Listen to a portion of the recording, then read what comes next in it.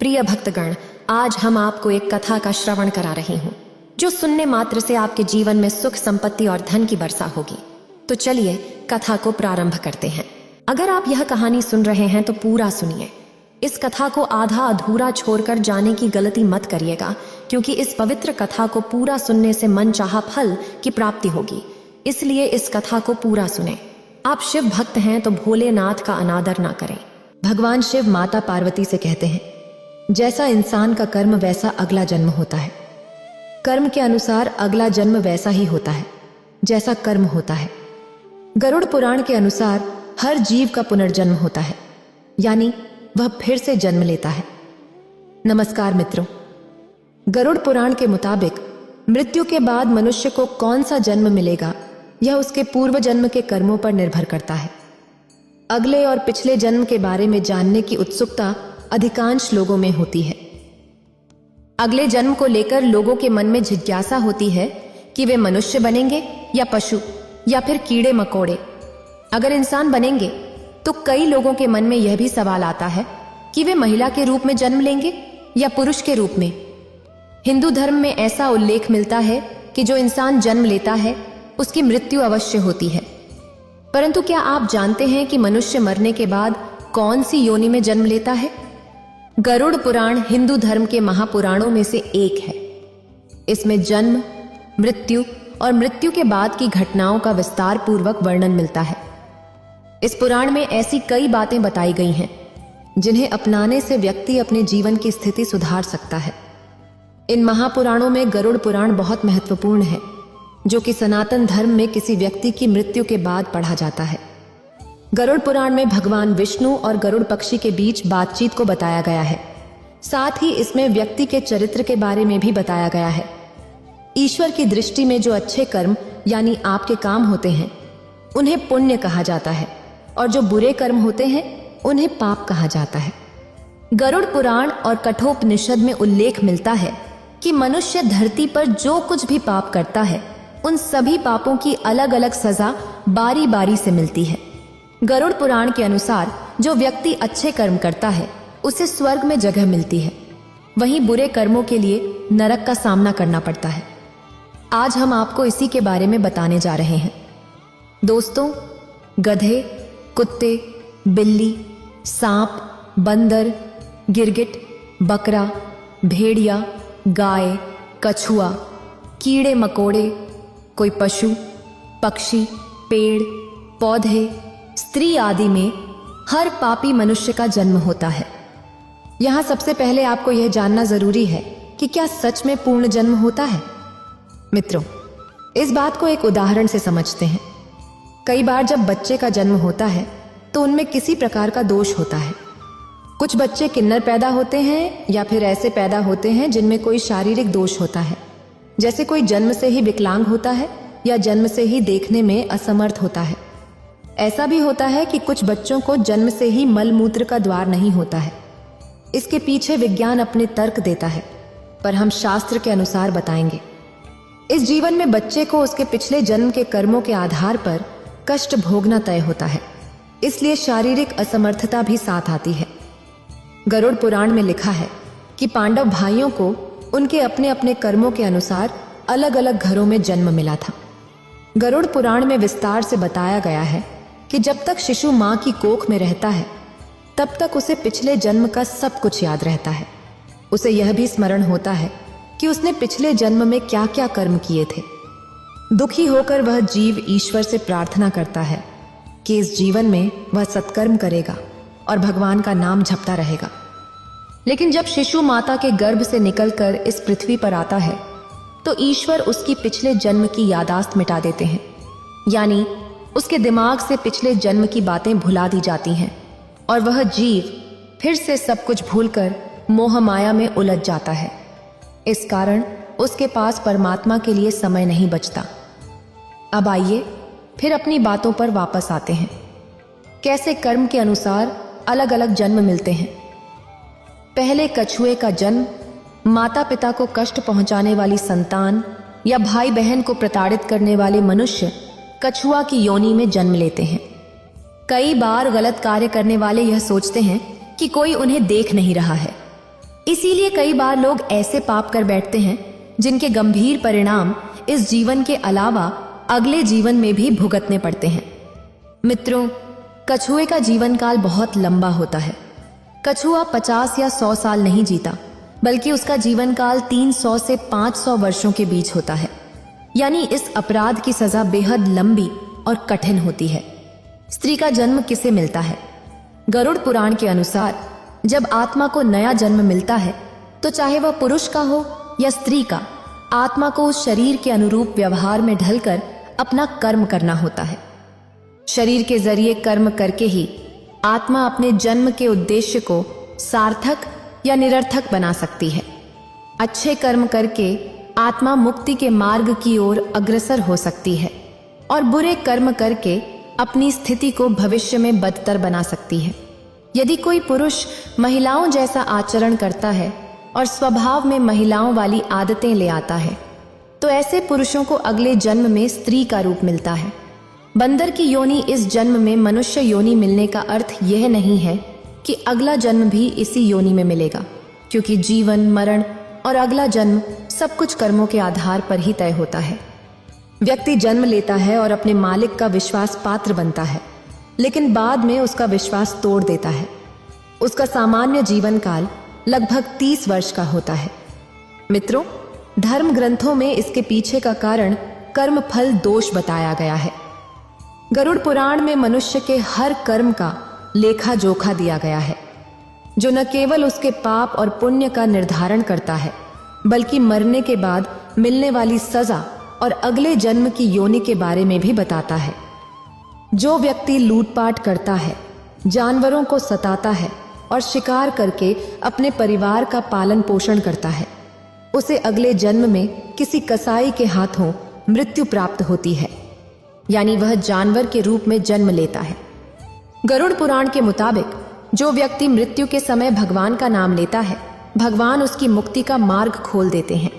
यही वजह है कि शास्त्रों में मरते समय राम नाम लेना महत्वपूर्ण बताया गया है। अब सवाल आता है कि गधे का जन्म कौन भोगता है? मित्रों, गरुड़ पुराण के अनुसार अपने सच्चे मित्र का अपमान करने वाला व्यक्ति गधे की योनि में जन्म लेता है। गधे का जीवन काल लगभग 30 से 35 वर्षों का होता है। अगर आपका पाप क्षमा के योग्य रहा होगा तो कर्मफल सिद्धांत के अनुसार आप गधे की योनि से जल्दी ही मुक्त होकर एक साधारण मृत्यु को प्राप्त हो जाएंगे। अब बात करते हैं कुत्ते के जन्म की। गरुड़ पुराण में जीव के द्वारा किए जाने वाले कई तरह के पापों और उन पापों के निमित्त जो भी सजा दी जाती है, उसके बारे में भगवान विष्णु ने विस्तार से बताया है। धर्म का अपमान करने वाले, पूजा पाठ न करने वाले, जो व्यक्ति धर्म, वेद, पुराण जैसे धार्मिक ग्रंथों का अपमान करता है, हमेशा धर्म का विरोध करता है और ईश्वर के प्रति श्रद्धा भाव नहीं रखता। गरुड़ पुराण के अनुसार ऐसे लोगों का अगला जन्म कुत्ते के रूप में होता है। कीड़े मकोड़े की योनि में जन्म लेने वाला व्यक्ति दूसरों की निंदा करने वाला और बुरा बर्ताव करने वाला होता है। इस योनि में चाहे आप कितने भी प्रतिभाशाली हों या आपके पास कितना भी हुनर हो, आपको सम्मान नहीं मिलता। उदाहरण के लिए एक चींटी को देखिए, वह नीचे गिरती है, फिर चलती है और अंततः अपनी मंजिल तक पहुंच जाती है। हमें इस धरती पर अलग अलग योनियों में तब तक जन्म लेना पड़ता है जब तक कि हमें मोक्ष की प्राप्ति नहीं हो जाती। जो व्यक्ति अपनों से लिया हुआ धन वापस नहीं करता या उनसे धन अर्जित करता है, वह मकोड़े की योनि में जन्म लेता है।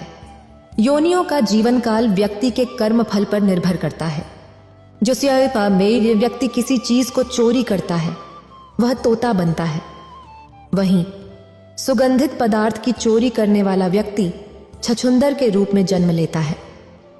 यदि अपराध चोरी से बड़ा हो तो और भी कष्टदायी योनि प्राप्त होती है। चालाकी से दूसरों को मूर्ख बनाकर ठगी करने वाले और उनका लाभ उठाने वाले लोग मृत्यु के बाद नरक में जाते हैं और अगले जन्म में उल्लू के रूप में जन्म लेते हैं। जो व्यक्ति पराई स्त्री से संबंध बनाता है, उसे नरक में जाना पड़ता है। गरुड़ पुराण के अनुसार ऐसे पुरुष को वहां कई कष्ट भोगने पड़ते हैं और इसके बाद उसे अलग अलग योनियों में एक के बाद एक कई जन्म लेने पड़ते हैं। वह सबसे पहले भेड़िया बनता है, फिर कुत्ते के रूप में जन्म लेता है, उसके बाद सियार, फिर गिद्ध, फिर सांप, फिर कौवा और अंत में बगुला बनता है। इन सभी योनियों के कष्ट झेलने के बाद उसे फिर से मनुष्य योनि प्राप्त होती है। ऐसी शादीशुदा महिला जो किसी गैर मर्द के साथ संबंध बनाती है, उसे नरक की यातनाएं भोगनी पड़ती हैं और अगले जन्म में वह छिपकली, सांप या चमगादड़ के रूप में जन्म लेती है। लेकिन जो व्यक्ति किसी स्त्री के साथ जबरदस्ती संबंध बनाता है, उसे नरक भोगने और कई योनियों में जन्म लेने के बाद मनुष्य योनि में किन्नर के रूप में जन्म मिलता है। गाली गलौज करने वाले को कौन सी योनि मिलती है? मित्रों, माना जाता है कि कंठ में मां सरस्वती का वास होता है, इसलिए जिन लोगों की वाणी में मधुरता नहीं होती और जो दूसरों को बुरा भला कहते हैं या हमेशा गाली गलौज करते हैं, गरुड़ पुराण के अनुसार उनका अगला जन्म बकरे के रूप में होता है। जो मनुष्य स्त्री की हत्या, गर्भपात या गाय की हत्या करता है, वह अगले जन्म में मूर्ख और कुबड़ा बनकर जन्म लेता है। गरुड़ पुराण के मुताबिक जो व्यक्ति मृत्यु के समय भगवान का नाम लेता है, भगवान उस व्यक्ति के लिए मुक्ति का मार्ग खोल देते हैं। यही कारण है कि शास्त्रों में मरते समय राम का नाम लेना महत्वपूर्ण माना गया है। गरुड़ पुराण में बताया गया है कि जो व्यक्ति अपने बड़े भाई का अपमान करता है और समाज के सामने उसे लज्जित करता है, अगले जन्म में वह व्यक्ति कौआ नामक पक्षी के रूप में जन्म लेता है। इस योनि में उसे 5 वर्षों तक का कष्ट भोगना पड़ता है। उसके बाद ही उसे मनुष्य योनि प्राप्त होती है। गरुड़ पुराण के अनुसार जो व्यक्ति दूसरों के लिए अच्छा सोचता है, धर्म को मानता है, धार्मिक कार्यों में विश्वास रखता है, पशुओं से प्रेम करता है, माता पिता का आदर और सम्मान करता है और अपने गुरु के द्वारा बताए गए मार्ग पर चलता है, वह जीव आत्मा स्वर्ग में जाती है और अपने लिए मोक्ष के दरवाजे खोल लेती है। मांस खाने वाले व्यक्ति को अगले जन्म में अंगों से संबंधित समस्या होती है। शराब पीने वाले के दांत काले होते हैं और जीभ के स्वाद के कारण न खाने वाली चीजों को खा लेने वाला ब्राह्मण जलोदरी होता है। पेट में पानी भर जाने की बीमारी के चलते पेट फूल जाता है। दूसरों का ध्यान किए बिना मीठा खाने वालों को गले से संबंधित बीमारियां रहती हैं। श्राद्ध के समय में अशुद्ध दान देने वाले लोगों को कुष्ठ रोग होता है। लेकिन मित्रों, ये सारी बातें सुनने के बाद आपके मन में एक प्रश्न अवश्य उठा होगा कि जब हम अपने पाप कर्मों के अनुसार नरक की सजा भोग लेते हैं, तो पुनर्जन्म में सजा क्यों मिलती है? क्यों हमें मनुष्य जन्म नहीं मिलता है? इस प्रश्न का उत्तर भगवान विष्णु ने अपने वाहन पक्षीराज गरुड़ को स्पष्ट बताया, जो कि गरुड़ पुराण में है। आइए जानते हैं। कई बार जीव आत्माओं के कर्म इतने बुरे होते हैं कि जीव आत्मा को नरक में भोगना पड़ता ही है, लेकिन अगले जन्म में भी इन कर्मों का बोझ ढोना पड़ता है। जैसे कि किसी महिला के साथ दुष्कर्म करने वाली पापी आत्मा अगले जन्म में किन्नर के रूप में पैदा होती है। इसे हमारे धर्म ग्रंथों में कर्म फल का सिद्धांत कहा गया है, यानी जैसी करनी वैसी भरनी। पाप बड़ा है तो सजा लंबी मिलेगी और अत्यंत दुखदाई भी होगी, और यदि पाप कर्म सामान्य है तो सजा भी कम होगी। मित्रों, मनुष्य जन्म कितना दुर्लभ है यह आप जान ही गए होंगे। क्या आप मनुष्य योनि में जन्म लेना चाहते हैं या जीवन मृत्यु के इस कर्म चक्र से निकलना चाहते हैं? तो इस जन्म में अच्छे कर्म करें और ईश्वर की भक्ति करें।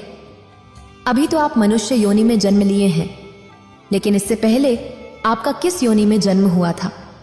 आइए इस पर विस्तार से जान लेते हैं।